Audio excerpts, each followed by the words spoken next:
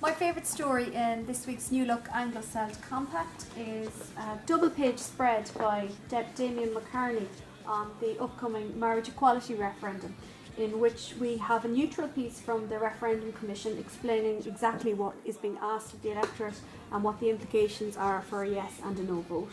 And I would also like to mention that we of course in Cavan have a very big breaking news story today, which was too late for our print deadline yesterday, and that is the latest baby death in Cavan General Hospital yesterday. We're all terribly sorry to hear the news here and extend our sympathies to the Cavan family involved, but you can read an update on that story on our website today, www.anglocelt.ie. Right, well, the story I have in this week's Celt is on John Wilson, whose personal finances are precarious at the moment. The whistleblower says that he has had KBC Bank has issued legal proceedings against him. He may lose his family home and he might even be forced to emigrate. So that full story there is on page 5. And just a small thing is that if you want to find out who the head man is in Cavan County Council from now on, that's on page 3 by Seamus Enright, and it's all in this week's Celt. This week's Celt has a really good in-depth piece by Martin Shannon, who has looked in at the issue of fishing in Cavan.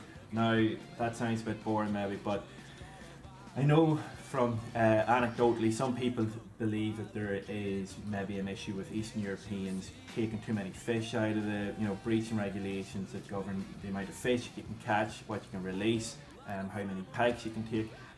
Martin has confronted that possibly contentious issue head on, spoken to Eastern European people, spoken to other local fishermen, and has got really impressive figures that go to underlying the actual true issue in this story, so it's worth catching. And of course the Anglo-Celt is back on the shelves in the shops again this week, and on the front young Dylan Pollard is making waves, and of course he made waves when he went out of the country for the first time and appeared on Britain's Got Talent, and I'm sure you're all watching the clips of him performing wonders on video as well. He's made it to the front of the Celt this week. And then a story that I've done myself there about gun clubs are up in arms over proposals, primarily in reference to semi-automatic shotguns, and they may be curtailed the use of them, and that could have reverberations around the gun clubs of the county and indeed all over Ireland. It'll be interesting to see how that pans out. And just a quick look there at the Great Virginia Bake Off. Neville Maguire will be going along to judge that, and people from the Virginia area will be participating, and people that never baked before will be baking, and that should be fun up there. That includes people from Rama United and the rugby club as well, and the Archers and different other clubs there in Virginia. And of course a woman was selected as the new president of the Hawleys Association in the Slieve Russell. It's Verona Murphy from New Ross in County Wexford.